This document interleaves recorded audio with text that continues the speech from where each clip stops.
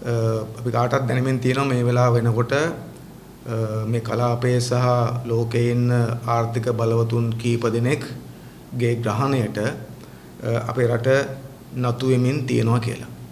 ලෝක බලවතුන්ගේ ගොදුරක් බවට කෙලිබිමක් බවට අපේ රටපත් වීමේ අනතුර ඉස්සරහා අපි ඉන්නවා.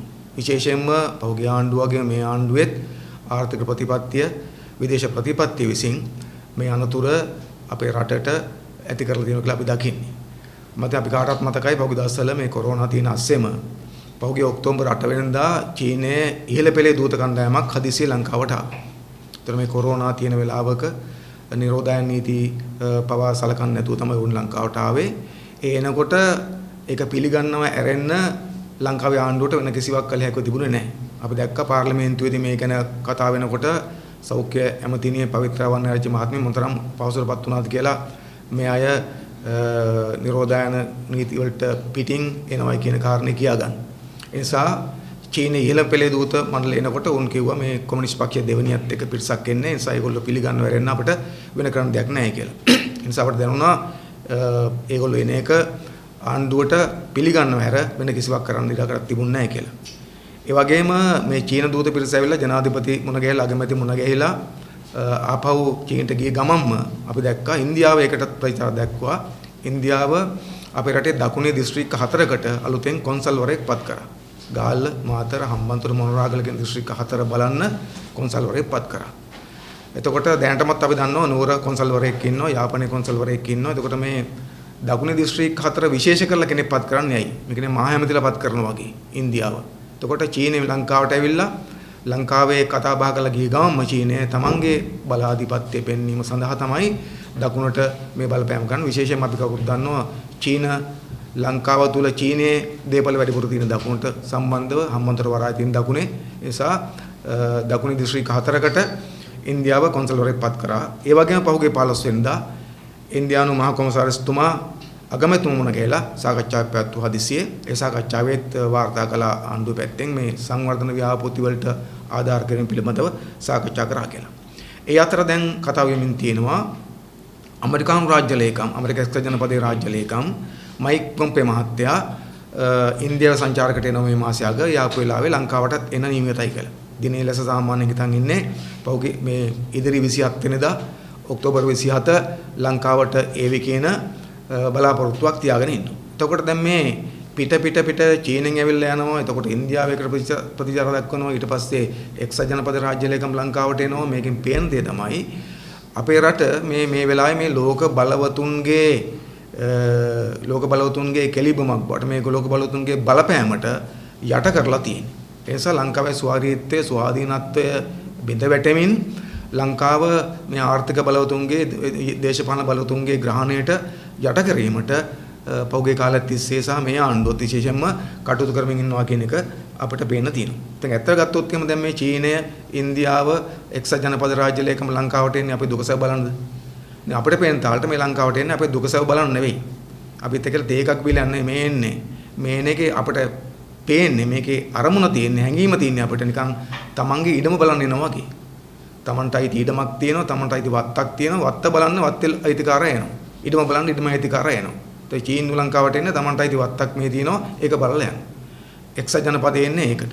ඉන්දියාවේ එන්නේ ඒක නිසා ඉන්දියාවේ එක්සත් ජනපදයේ චීනේ අයිති ඉඩමක් වත්තක් බවට මේකපත් කරලා තියෙනවා. ඒ නිසා තමයි උන් හිතු වෙලාවට ඇවිල්ලා යන්නේ. ලංකාවේ ස්වෛරීත්වය, ස්වාධීනත්වය ඒ මොකක්වත් මේක ඇතුලේ රැකිලා නැහැ. දැන් ඒකට හේතුව තමයි මේ පෞගේ ආණ්ඩුව වගේ මේ ආණ්ඩුවත් අනුගමනය කරන ආර්ථික සහ විදේශ ප්‍රතිපත්ති ඉතාමත්ම හානිකර ඒවා. මේ ආණ්ඩුව වලට තමන්ගේ දැක්මක් නැහැ. දැන් උදාහරණයක් ගත්තොත් මේ වෙලාවේ මේ අපේ මේ කලාපය පදනම් කරගෙන ලෝකයේ තියෙන බලතුලනය පිළිබඳ හැඟීමක් අවබෝධයක් ජනාධිපති ගෝඨාභය රාජපක්ෂ මහත්තයාට හරි නැත්නම් විදේශ අමාත්‍යාංශයට හරි තියෙනවද කියලා අපි දන්නේ නැහැ. එහෙම තියෙන බව දැනෙන්නේ නැහැ. මොකද අපි හොඳටම දන්නවා මේ වෙලාවේ මේ ඉන්දු පැසිෆික් කලාපය කියන කලාපය කියන්නේ ඉන්දියන් සාගරය සහ පැසිෆික් සාගරයේ කලාපය තුල චීනට එරෙහිව රටවල් 4ක් එකට වැඩ කරන්න පටන් ගන්න තියෙනවා. එක්සත් ජනපදය, ඉන්දියාව, ජපානය, ඕස්ට්‍රේලියාව කියන රටවල් 4 මේ ඉන්දියානු සහ පැසිෆික් සාගර කලාපය තුල චීනයේ මැදිහත් වීමට එරෙහිව එකට වැඩ කරන්න පටන් ගන්න තියෙනවා. ඔවුන් කියනවා මේ ඉන්දු පැසිෆික් කලාපය තුල චීනය තමන්ගේ වෙළඳාධිපත්‍ය පතුරලා තියෙනවා. තමන්ගේ දේශපාලන ආධිපත්‍ය පතුරමින් ඉන්නවා. ඒ නිසා අනිත්‍යයට බාධාවක් තියෙන නිසා මේ කලාපය කාටත් නිදහසේ වැඩ කරන්න පුළුවන්, නිදහසේ වෙළඳාම් කරන්න පුළුවන් කලාපය බවට පත් කරගන්න ඕනයි කියන සාකච්ඡාවක් වෙන නිසා චීනයට විරුද්ධව තමයි මේ රටවල් හතරක් එකතු වෙලා තියෙන්නේ. එතකොට මේ රටවල් හතර, ඒ කියන්නේ එක්සත් ජනපදය, ඉන්දියාව, ජපානය සහ ඕස්ට්‍රේලියාව පහුගිය 6 වෙනිදා සිට 8 වෙනිදා දක්වා ජපානයේ ටෝකියෝ නුවර රැස් වුණා. එතකොට මේ රටවල් හතර චීනයට විරුද්ධව මේ ඉන්දු පැසිෆික් සාගර කලාපයේ තමන්ගේ අයිතිය වෙනුවෙන් ඒ කලාපයේ චීන ආධිපත්‍ය අඩු කර ගැනීම සඳහා එකතු වෙලා සාකච්ඡාවක් කරන වෙලාවෙ තමයි ජපානයේ ටෝකියෝ වල සාකච්ඡා කරන වෙලාව තමයි චීන කණ්ඩායම හදිසිය ලංකාවට එන්නේ. එතකොට එක පැත්තෙන් ගත්තොත් චීනයට විරුද්ධව ලෝකයේ තියෙන ප්‍රබල රටවල් හතරක් එක්සත් ජනපදය, ඉන්දියාව, ඕස්ට්‍රේලියාව සහ ජපානය. ජපානට එකතු වෙලා සාකච්ඡාවක් කරනකොට ඒ ASEAN චීනයේ ඉහළම දූත පිරිසක් කවදාකවත් ලංකාවට ආපු නැති මට දූත ලංකාවට එනවා. ඉතින් අපි දකින්නේ ඇයි මේ කලබලේ? අපි හිතනවා මේ ලංකාවට ආවයි මොකද සඳහාද? ඒගොල්ලෝ එතන සාකච්ඡා කරද්දී ඉන්දියානු සාගරය සහ පැසිෆික් සාගරයේ තමන්ගේ අයිතිය පිළිබඳව චීනය පෙන්눔 කරා ලංකාව අයිතිය අපිට කියලා. ඒගොල්ලන්ට කියලා. ඒ නිසා ලංකාවට තමන්ගේ සංඥාව තියාගන්න. ලංකාව තුළ තමන්ගේ සලකුණ තියාගන්න. ලංකාව තමන්ගේ කියලා පෙන්වන්න තමයි ඒ වෙලාවේ චීන දූත පිරිසාව කියලා අපි විශ්වාස කරනවා. එහෙම තමයි දේශපාලන කරන්නේ ඒගොල්ලෝ. ඒ නිසා මේ දේශපාලන උපයමාර්ග උපක්‍රම පිළිබඳව කිසි අවබෝධයක් නැතුව හෝ ඇතුව ආණ්ඩුවට සිද්ධ වෙලා තියෙනවා මේ රටවල එන කෙනා පිළිගන්නයි එන පදයට නටන්නයි. අපි මේකෙන් කියන්න උත්සාහ කරන්නේ අපි ලෝකේ රටවල් එක ගනුදෙනු කළ යුතු නෑ කියලා. අපේ රට ලංකාව ලෝකේ ඕනම රටක ගනුදෙනු කළ යුතු තියෙනවා සමාන කෙනෙක් හැටියට. මොකද අපිත් පුංචි වුණාට ස්වෛර රාජ්‍යයක්, ස්වාධීන රාජ්‍යයක් අපටත් එක්සත් ජාතික සංවිධානයේ තියෙන සමාන පිළිගැනීමක්. ඒ නිසා අපි ලෝකයේ සම කටයුතු කළ යුත්තේ දීන විදිහට නෙවෙයි, වැටිලා නෙවෙයි, සමානෙක් විදිහට. නමුත් දැන් වෙලා තියෙන්නේ මොකද්ද? ලංකාව තමන්ගේ ස්වෛරීත්වය ඇත්තරලා, ස්වාධීනත්වය ඇත්තරලා මේ බලවතුන්ගේ ගොදුරක් බවට ලංකාවපත් කරන්න මේ ආණ්ඩු කටයුතු කරලා තියෙනවා. දැන් මෙහෙම වෙන්නේ ඇයි? මේ බලවතුන්ට යට වෙන්න මේ ආණ්ඩුවට සිද්ධ වෙලා තියෙන වෙන කිසිවක් නිසා නෙවෙයි. ලංකාව බරපතල ලෙස ණය අර්බුදයේ ගිල්ලා ඉන්නවා. ඒ නිසා මේ ණය අර්බුදයෙන් ගොඩෙන් තියෙන එකම ක්‍රමය තමයි තව තවත් ණය ගන්න එක, ණය දෙවුරට ගැති වෙන එක, ඕන්ට අපේ සම්පත් විකුණාදෙම මැරෙන්න ආණ්ඩුවට උත්තරයක් නැහැ. ඒ නිසා මේ ආණ්ඩු පහුගිය කාලෙම පහුගිය ආණ්ඩු විශේෂයෙන් මේ ආණ්ඩුව අනුගමනය කරන මේ නව ලිබරල් වාදී ආර්ථික ප්‍රතිපත්තිය, නිෂ්පාදනයක් නැති ආර්ථික ප්‍රතිපත්තිය, ණයට කරන ආර්ථික ප්‍රතිපත්තිය, ණය කන්දක් ගොඩ ගන්න ආර්ථික ප්‍රතිපත්තිය විසින් ලංකාව ණයගත්තු රටවල අතවැසිය බවට පත් කරලා තියෙනවා. ඇත්තම ගත්තොත් දැන් මේ අපේ රටේ ඉන්න ණය දීපු ණය හිමියා. તો ණය හිමියා ලංකාවට එනකොට ණයකාරයා ඉතින් දෙකට නැමිලා ඉන්න ඕන තමයි. ඒක අපිට තේරෙනවා. එක ණය හිමියෙක් කියලා යනකොට තව ණය හිමියෙක් එන්න හදනවා. තව ණය හිමියෙක් එන්න හදනවා. ඒ නිසා ණය හිමියන්ට යට වෙච්ච රටක් බවට ලංකාව පත් කරලා තිනවා පෞගේ කාලයක් තිස්සේම මේ අය. දැන් ලංකාවේ ණය අර්බුදය කොතරම් විශාලද? අපේ රටේ ජනතාවට මේ ඡන්ද දෙන ජනතාවට විශේෂම ගෝඨාභය රාජපක්ෂ මත ඡන්ද දීපු ජනතාවට නොතේරෙන අනතුරක අපි ඉන්නේ. ඒ තමයි අපේ රට ගෙවාගත නොහැකි ගිලී යන තරමේ දැවැන්ත ණය කන්දරාවක ණය අර්බුදයක ඉන්නවා. සාමාන්‍යයෙන් ගණන් හදන විදිහට ලංකාවේ ණය අර්බුදය ණය ප්‍රමාණය ගත්තොත් එimhe දැන් රුපියල් බිලියන 13000ට වැඩි. ඒ කියන්නේ ට්‍රිලියන 13ට වැඩි. රුපියල් බිලියන 13000කට වැඩි ණය කන්දරාවක් දැන් ලංකාව අරගෙන තියෙන ලෝක රටවල. ඒ කියන්නේ මොකද්ද? රුපියල් බිලියන 13000කට වැඩි ණය කන්දරාවකට අපි හිර වෙලා ඉන්නවා. ඒකට මේක ගෙවන්නේ කොහොමද? මේකේ මේ ණය ප්‍රමාණය වැඩිවීමේ ප්‍රතිඵලය මොකද්ද? පෞගේ කාලේ අපි දැක්කා ඔය ණය ගෙවීමේ හැකියාව මනින ආයතනයක් තියෙනවා, රටක් තියෙනවා. ඒ ආයතනය වෙච්ච මූඩිස් ආයතනය විසින් ලංකාව ණය ගෙවීමේ හැකියාව සහිත රටවල් අතර ඒකකින් පහළට දැම්මා. ඒත් තව ඒකකයක් පහළට වැටුනොත් අපිට කොහෙන්වත් ණය ගන්න වෙන්නේ නැහැ. මොකද අපි ණය ගෙවීමේ හැකියාව නැතිම රටක් බවට පත් වෙනවා. දැනුත් අපි ඉන්නේ ණය ගෙවීමේ හැකියාව නැති රටවල් අතර පහළින් ඉන්නේ. එතකොට ඒකටපත් වුණාට පස්සේ මේ මූඩිස් ආයතනය ලංකාව ඒකකින් පහළ දැම්මට පස්සේ ණය ගෙවීමේ හැකියාව අඩු කරාට පස්සේ වෙන්නේ මොකද්ද? ලංකාවේ බැඳුම් කර විකුණ ගන්න බැරි වෙනවා. දැන් ලංකාව ණය ගන්න එක ක්‍රමයක් තමයි බැඳුම් කර වලින්. ඒතකොට බැඳුම් කර නිකුත් කරාට ගන්න නැත්නම් කවුරක්වත් එතකොට ණය ගැනීමත් අර්බුදයට යනවා. බැඳුම් කර ගත්තත් ගන්න ඊටමත් අඩු මුදලට නම් ලංකාවට විශාල හානියක් සිද්ධ වෙනවා. ඒ නිසා එක පැත්තෙන් ගත්තොත් එහෙම නැවත ණය ගැනීමට බාධා කරන මට්ටමට ලංකාවේ ණය අර්බුදය වැඩි වෙලා තියෙනවා. අනික තමයි ලංකාවේ ණය අර්බුදයේ ලොකුම ප්‍රශ්නය ලංකාවේ සමස්ත රාජ්‍ය ණයවල විදේශ ණය පංගුව එන්න වැඩි වෙන පටන් ගන්න තියෙනවා. දැන් වෙනදා අපි දන්නවා ලංකාවේ සමස්ත රාජ්‍ය ණයවල විදේශ ණය පංගුව තිබුණේ අඩුයි. වැඩිපුර තිබුණේ ලංකාවේ දේශීය ණය. රුපියල් වලින් ගත්තු ණය. ඒතකොට ඒක වේවා ගන්න අපිට අමාරු නෑ රුපියල් වලින් ගෙවන්න.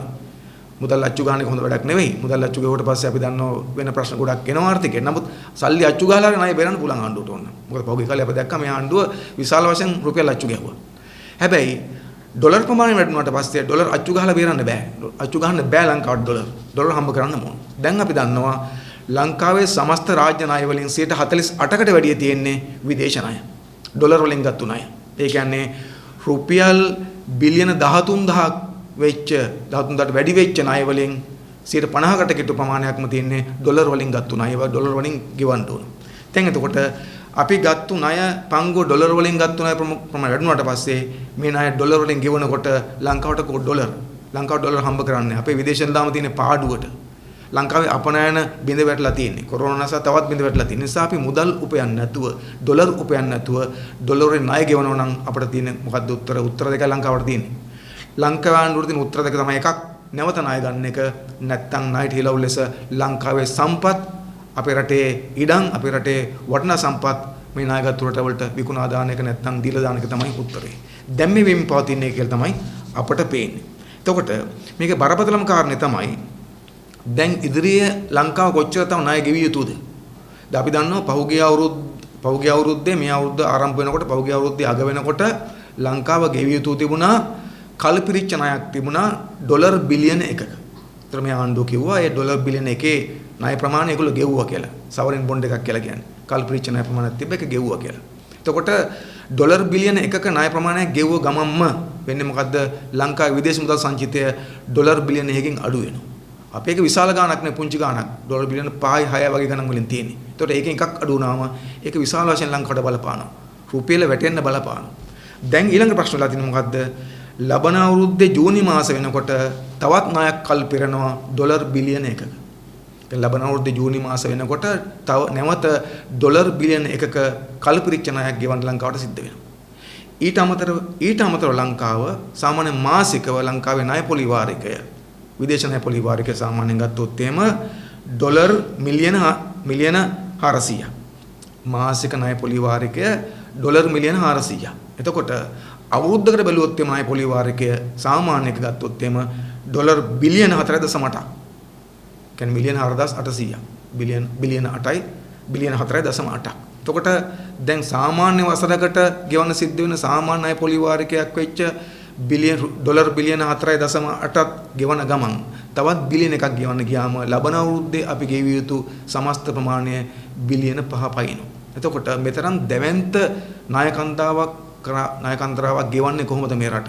ඒ නිසා මේ ණය උගුලට ලංකාව හිර කරලා ණය අරගෙන විශාල විනාශයක් පහුගිය කාලේ මේ ආණ්ඩු කරලා තියෙනවා. ඇතගත්තු මේ ණය වලින් මොකද කරලා තියෙන්නේ? මේ ගත්තු විශාල ණය ප්‍රමාණයක් කරලා තියෙන දේ තමයි ඉදිකිරීම් කීපයක් කරලා තියෙනවා. වැඩි ප්‍රමාණයක් වංචා කරලා නාස්ති කරලා වීදම් කරලා නැති කරලා තියෙන්නේ. මේ ගත්තු ණය වලින් හදපු කිසිම ආයතනයක් තාම ලාභ ලබන්නේ නැහැ.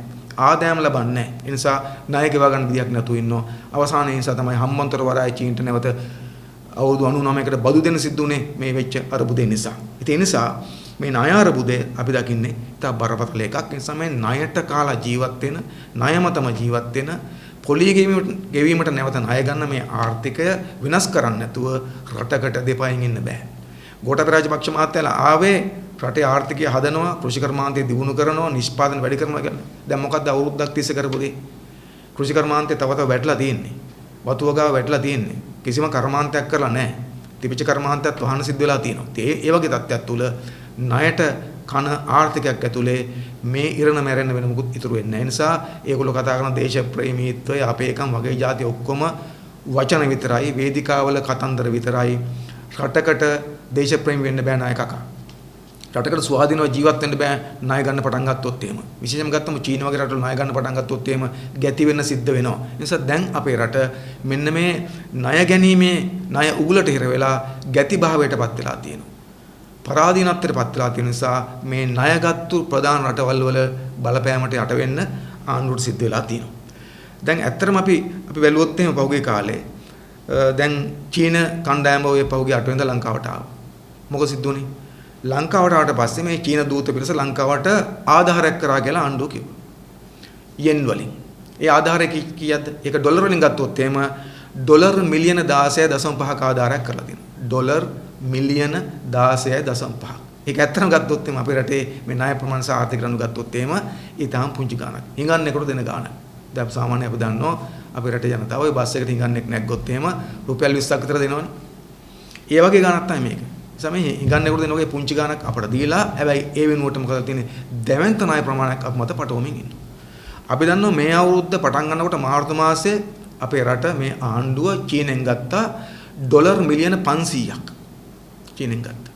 දැන් ආපහු ඉල්ලනවා තව ඩොලර් මිලියන 500ක් මේ ආපු වෙලාවෙත් ඉල්ලුවා. චීනෙ දෙන්න එකඟ වුණා. එතකොට ඒ 500ක් ගත්තොත් එම් ආපහු චීනෙන් මේ අවුරුද්දේ ගන්න ණය ප්‍රමාණය ඩොලර් බිලියන් 1ක් වෙනවා. මිලියන් 1000ක් වෙනවා. එතකොට මේ පැත්තෙන් ඩොලර් බිලියන 1ක් ණයවල වාරික ලෙස ගෙවා දාන ASCII තවත් එකක් මේ පැත්තෙන් ගන්න තමයි හදමින් යන්නේ. ඒ නිසා ණය වීම ඇරෙන්න වෙන උත්තරයක් ලංකාවට නැහැ. ඊට පස්සේ ලංකාව ඉන්දියාවත් එක්ක සාකච්ඡා කරලා තියෙනවා. ඉන්දියාවෙන් ඉල්ලලා තියෙනවා ඩොලර් බිලියන 1ක් ණයක් ආණ්ඩුව. මේ ආණ්ඩුව. එතකොට ඉන්දියාවෙන් ඩොලර් බිලියන 1ක් ඉල්ලලා තියෙනවා. එක්ක ඩොලර් බිලියන 1ක් දෙන්න නැත්නම් ඉන්දියාවෙන් ගත්ත ණය කල්දා දෙන්න කියලා ඉල්ලීමක් කරලා තියෙනවා. එතකොට දැන් අපි දන්න තාලට අපිට තියෙන තොරතුරු අනුව ගත්තොත් ඉන්දියාව කැමැත්ත පළ කරලා තියෙනවා මේ ඩොලර් බිලියන 1 දෙන්න ජාත්‍යන්තර මූල්‍ය අරමුදල හරහා. ජාත්‍යන්තර මූල්‍ය අරමුදල ඇපයක් සහිතව. එතකොට ඒ කියන්නේ මොකද්ද? එතකොට ඉදිරියේදී ආණ්ඩුවට ජාත්‍යන්තර මූල්‍ය අරමුදල කරාත් යන සිද්ධ වෙනවා. දැන් අපේ රටේ පහුගිය කාලේ මේ ණය ගත්තේ ඇතගත්තොත් එimhe රටවලින් සහ වාණිජ්‍ය බැංකු වලින්. එතකොට රටවල් වලින් සහ වාණිජ්‍ය බැංකු වලින් ණය ගන්නකොට පොඩි පහසුවක් තිබ්බා. කොන්දේසි අඩුයි. හැබැයි පොලිය වැඩි. 6 8 පොලියට ගත්තා. දැන් මේ පොලියට අරගෙන එකක් මේක ගෙවා ගන්න බෑ. පොලිය වැඩි දරා ගන්න බැරුණාට පස්සේ ආණ්ඩුවට ඊට පස්සේ තියෙන මොකද්ද? සහන ණය ගන්න සිද්ධ වෙනවා. soft loan කියලා කියන්නේ. සහන ණය. අඩු පොලියට ණය. දිගු කල් පිරෙන ණය. දැන් මොකද බැංකු වලින් ණය දෙද්දි දෙන්නේ වැඩි පොලියට කෙටි කාල ණය. අවුරුදු 2න් 3න් 5න් පිරෙන 10න් පිරෙන දෙන්නේ. ඒ නිසා මේ දිගු කාලීන අඩු පොලි ණය ගන්නවා නම් යන්න පුළුවන් එකම තැන තමයි මොකද්ද? ජාත්‍යන්තර මූල්‍ය අරමුදල IMF එක. ඒ කියන්නේ දැන් මේ රටවලින් ණය අරගෙන අවසානයේ ආණ්ඩුවට යන්න සිද්ධ වෙන තැන තමයි IMF එක. එතෙන්ට ගියාට පස්සේ එතන අපව දේශපාලන කොන්දේසි වලට යට වෙන සිද්ධ වෙනවා. ඒ නිසා මේ ණය අර්බුදය කියලා කියන්නේ ලංකාව රටවලට යට කරලා අධිරාජ්‍යවාදී ආයතන වලටත් යට කරලා ලංකාවේ ස්වාධීනත්වය මුළුමනින්ම නැති කරන වර්ග එකක් කියලා තමයි අපි දකිමින් ඉන්නේ. ඒ නිසා මේ වෙලාවේ ආර්ථිකයක් හදාගන්න බැරි, නිෂ්පාදනය කරගන්න බැරි, අපේ රටේ මිනිසුන්ගේ අවස්ථාවයට ඕන කරන වත්කම් මේ රටේ නිපව ගන්න බැරි මේ දුර්වල ආර්ථිකයක් පවත්වාගෙන යන ආණ්ඩුව, මේ නව ලිබරල් වාදී අධිරාජ්‍ය ගති මේ විවෘත ආර්ථිකයට හිරවෙච්ච ආණ්ඩුවක් ණය ගැනීම පදනම් කරගෙන අපේ රට ලෝක බලවතුන් ඉදිරියේ හැල්ලු කරන එක, ඔවුන්ට යට කරන එක අපි දකින්නේ අනාගතය අපිට ඉතා බලවත් කාරණාවක් කියලා. මේක අපේ රටේ ස්වෛරීත්වයට බරපතල හානි කරනවා. මොකද ලංකාව ලෝක බලවතුන්ගේ අරගලයේ ගොදුරක් බවට පත් වීම ඉඩකඩ තියෙනවා. අපි කවුරුත් දන්න ලංකාව පිටලා තියෙන ටිකක් වැදගත් තැනක. ඉන්දියන් සාගරයේ ඉන්දියාවට පහළින් නාවික යුද වෙළඳ මධ්‍යස්ථානයක. නිසා ලංකාව ඉතාමත් වැදගත් හැමෝටම. ඒ නිසා තමයි ඉතිහාසය පුරාම ලංකාවට විදේශ ආක්‍රමණ ආවේ. ලංකාවට පෘතුගීසින් ආවේ අපි මේ පිටලා තියෙන තැනේ වැදගත්කම නිසා. ලංකාවට ලන්දේසිය ආවේ ඒක නිසා. ඉංග්‍රීසියෙන් ආවේ ඒක නිසා. මේ ලෝකේ රටවල් බලවත් වෙලා වෙළඳාම පටන් ගත්තට පස්සේ ඒ වෙළඳාමේදී උතුරු දකුණු නැත්තම් නැගෙනහිර බටහිර දෙක එකතු කරන මැද්දේ ඉන්නේ ලංකාව නිසා ලංකාවට එන බලපෑම වදාම වැඩිලා තියෙනවා. ඒ විතරක් නෙවෙයි අපි හොඳටම දන්නවා මේ බල අරගලට මැදිහත් වීමෙන් අපි ඉතිහාසයේ පාඩම් කරලා තියෙනවා. අපිට මතකයි 1987 ඉන්දු ලංකා ගිවිසුම. ඒවකට ආණ්ඩුවට ජේ.ආර්. ජයවර්ධන මහත්තයා ඇමරිකන් ගති පාලනයක් අනුගමනය කරේ. අපිට ගති ප්‍රතිපත්තියක් අනුගමනය කරා. ඒ නිසා මේ එක්සත් ජනපද ගති ප්‍රතිපත්තියක් අනුගමනය කරන වෙලාවේ ඒ වෙලාවේ එක්සත් ජනපදයට විරුද්ධව හිටපු ඉන්දියාව මොකද කරේ? ලංකාවට එක්සත් ජනපද මැදිහත් වීම එන එක දරා ගන්න බැරුණාට පස්සේ බලපෑම් කරලා අපේ රටේ බෙදුම් වාදයට උදව් කරලා ලංකාවට බලෙන් පරිප්පු දාලා ගුවන් සීම උල්ලංඝනය කරලා අන්තිමට ජයවර්ධන දන ගස්සලා ලංකාවේ ඉන්දු ලංකා ගිවිසුම අත්සන් කරේවා 1987. තාමත් ඒක සමහර අනතුරුදායක තත්ත්වන මිදෙන්න බැරුව අපි ඉන්නවා. ඒ ගිවිසුම් බැඳිලා ඉන්නවා. ඒක සිද්ධුනේ මොකද ලංකාව ජයවර්ධන මහත්තයා කාලේ එක්සත් ජනපදයට ගැති වෙන්න ගිහිල්ලා ඒකට ප්‍රතිචාරය තමයි ඉන්දියාවෙන් ඉන්දු ලංකා ගිවිසුම. ඒ වගේම අදත් අපි විශ්වාස කරනවා ලංකාව මේ චීනෙට ණය අරන් ගැති වෙන්න ගියාම ඊට ප්‍රතිචාර ලෙස ඉන්දියාව දක්වන ප්‍රතිචාරය එක්සත් ජනපද ප්‍රතිචාරය බරපතල වෙන්න පුළුවන්. ඒ නිසා අලුත් ගිවිසුම් වලට යන්න සිද්ධ වෙන්න පුළුවන්. රටට හානි කර ගිවිසුම් අත්සන් කරන්න පුළුවන්. මොකද අපි දන්නවා දැනටමත් ඉන්දියාවත් එක්ක අපේ රට වෙළඳ ගිවිසුම් කීපයක් අත්සන් කරලා තියෙනවා. ඒවා අපට ලාභ නැහැ, ඉන්දියාවට ලාභයි.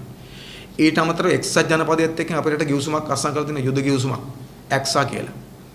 ඒක අත්සන් කරේ ගෝඨාභය රාජපක්ෂ මහත්තයා 2007 අවුරුද්දේ ආරක්ෂක ලේකම් හැටියට. අවුරුදු 10කට. ඒකට කල්පිරුණ 2017 දී. එතකොට 2007 දී සමාන. එතකොට 2007 අත්සන් කරා 2017 කල්පිරුණ. ඒ කල්පිරිච්ච වෙලාවේ පහුගිය ආණ්ඩුව රනිල් මහත්තයාගේ ආණ්ඩුව ඒක නැවත අත්සන් කරා. එතකොට 2007 ගෝඨාභය රාජපක්ෂ මහත්තයා අත්සන් කරපු එක්සා ගිවිසුම නැවත දික් කරා පහුගිය ආණ්ඩුව විසින් රනිල් මහත්තයාගේ ආණ්ඩුව විසින්. එතකොට ඒ නිසා ඒ ගිවිසුම දැන් ලංකාවේ තියෙනවා. එතකොට ඒ නිසා අපි එක්සත් ජනපදයට හමුදාමේ පැත්තෙන් ගත්තොත් උදව් දෙන්න පොරොන්දු වෙලා තියෙන දැනටම. ඊට අමතරව පහුගිය කාලේ අත්සන් කරන්න උත්සාහ කරා සෝෆා කියලා ගිවිසුමක්. ඒත් හමුදාමේ පහසුකම් සැලසීමේ ගිවිසුමක්. මේ සෝෆා ගිවිසුම අත්සන් කිරීම පොඩ්ඩක් කල් ගිහිලා තියෙන්නේ. අපි හිතනවා මේ කල බැගන්නේ මැද්දේ සෝෆා ගිවිසුම නැවත අත්සන් කරන්න තත්ත්වයට ලංකාවපත් කරන්න පුළුවන්. ඊට අමතරව බරපතල කාරණයක් තියෙනවා. මොකද MCC ගිවිසුම. දැන් පහුගිය කාලේ MCC ගිවිසුම අත්සන් කරන්න ලෑස්ති වුණා. මේ ඡන්ද කාලේ නිසා, ඡන්දට අවාසි නිසා මේක කල් තිබ්බා. අත්සන් කරන්න නැතුව අත්සන් කරන්න නැහැ කිව්වේ නැහැ. දැන් අපි හිතනවා එක්සත් ජනපදයේ ලෑස්ති වෙන්නේ. එක්සත් ජනපදයේ රාජ්‍ය ලේකම්වරයා මයික් පොම්පේ මහත්තයා ලංකාවට එන්නේ. ඔය ගිවිසුම් ටිකත් අත්සන් කරන්න ලංකාව නම්ම ගන්න කියලා තමයි අපි හිතන්නේ. ඒ නිසා MCC ගිවිසුම අත්සන් කරන්න මේගොල්ලන්ට සිද්ධ වෙනවා. ඩොලර් මිලියන 480ක් වෙනුවෙන්. ඩොලර් මිලියන 480ක් ලොකු නැතුණාට මේ වැලේ නැතුනේ ආණ්ඩුවට ඒකත් ලොකු ගාණක් නිසා අපි හිතනවා ඩොලර් මිලියන 480 වෙනුවෙන් MCC ගිවිසුම අත්සන් කරනවත් මේගොල්ලෝ ලෑස්ති වේවි කියලා. ඒ වගේ විශාල ප්‍රමාණයක් ගිවිසුම් වලට යන්න මේ ආණ්ඩුවට සිද්ධ වෙනවා මේ තත්ත්වයේ මත. ඒ වගේම තමයි අපේ රටේ දේපල විකුණන්න ඉන්දියාවට සිද්ධ වෙවි. දැන් අපි දන්නවා මේ වෙනකොට චීනයට හම්බන්තොට වරාය බදු දීලා තියෙන්නේ. ඒතර ඒ නිසා පහුගිය කාලේ අපි දැක්කා ඉන්දියාව උත්සාහ කරා කොළඹ වරාය නැගෙන ජැටිය පරිපාලනය තමන් අතට ගන්න. විශාල උද්ඝෝෂණයක් ගිහලා නතර කරගත්තා. නමුත් අපි හිතන්නේ උත්සාහය තාම අවසන් වෙලා නැහැ. ඒ නිසා කොළඹ වරාය නැගෙන ජැටිය නැවත ඉන්දියාවට යාමේ අනතුර තියෙනවා. ලංකාවේ තෙල් ටැංකි තිරුකුණාමලේ තෙල් ටැංකි ඉන්දියාවට බදු දීමේ අනතුර නැවත තියෙනවා. එක පැත්තෙන් ගත්තොත් හම්බන්තොට වරාය ආශ්‍රිත ඉදන් ටික චීනට ලබා දීමේ අනතුර අපේ ඉස්සරහා තියෙනවා.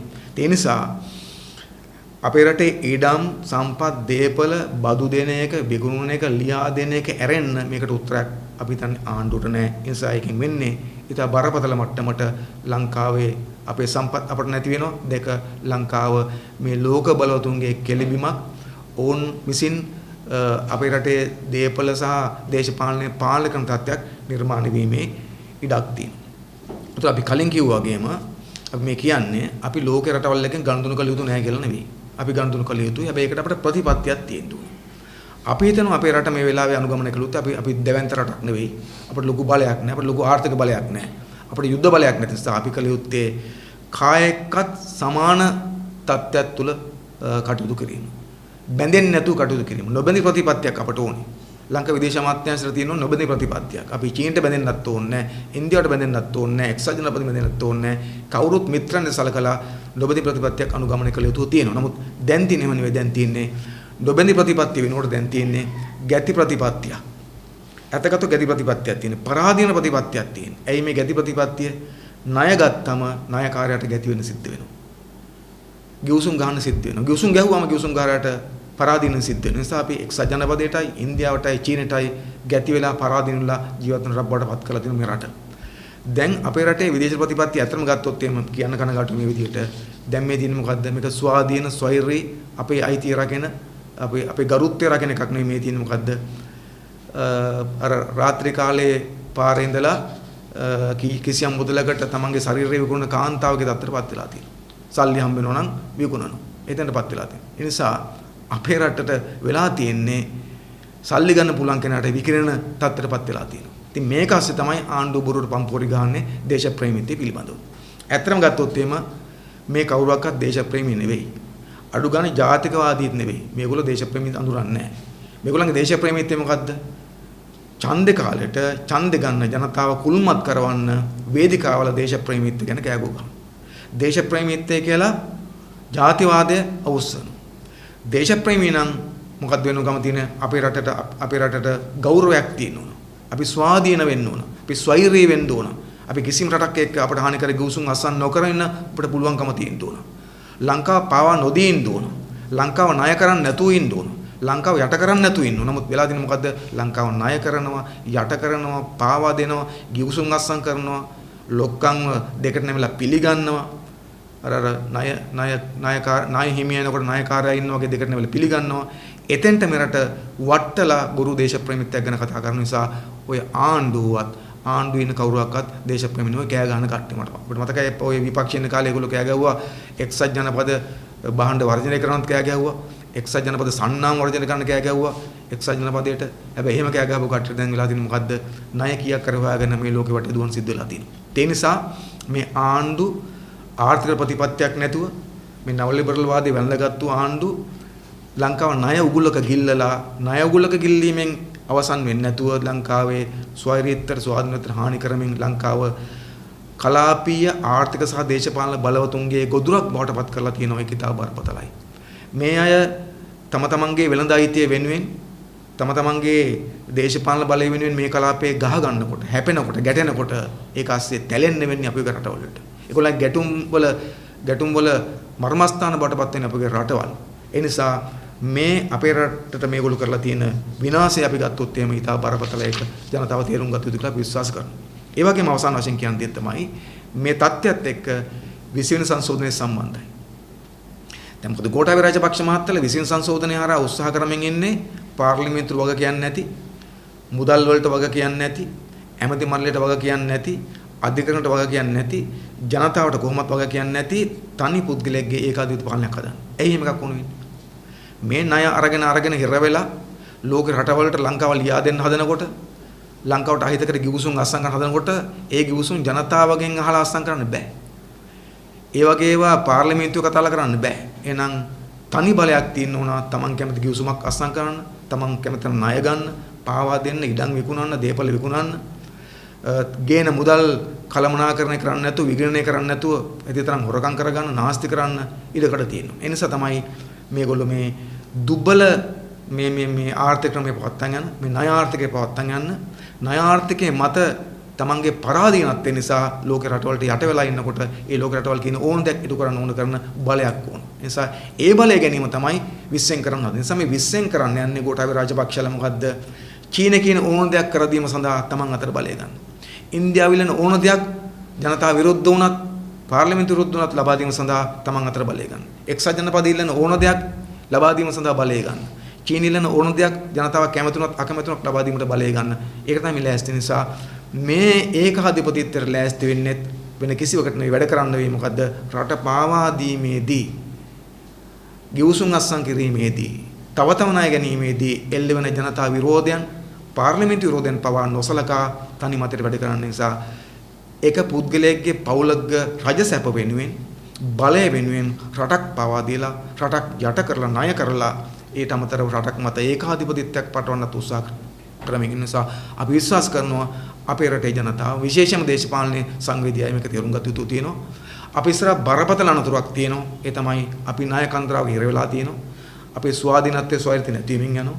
අපි මේ කලාපයේ එක්සත් ජනපදයේ ඉන්දියාව, චීනය, ඕස්ට්‍රේලියාව කියන රටවල් අතර තියෙන බල අරගලයේ ගොදුරක් බවටපත් වීමේ අනතුරක් තියෙනවා.